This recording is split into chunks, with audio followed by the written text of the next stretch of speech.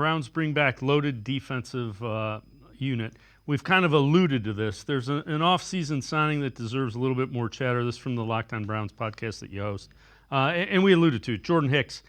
The one thing people, you overlook it, 5 straight years of 100 tackles.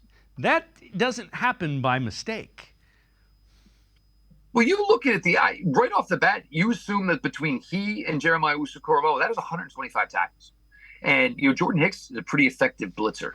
He's had plenty of interceptions. He had plenty of fumble recoveries. He's always around the ball.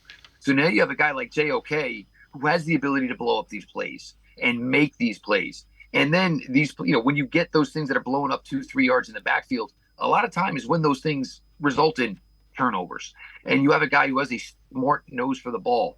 It's going to be a really, really fun duo. And, Hicks, a better athlete, better player, certainly better production than both Sione Takitaki and Anthony Walker.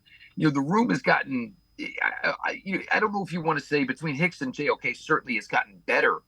But once you get outside of that, Tony Fields, we haven't seen a lot of them, but you wonder what we've seen of Tony Fields? This guy made plays.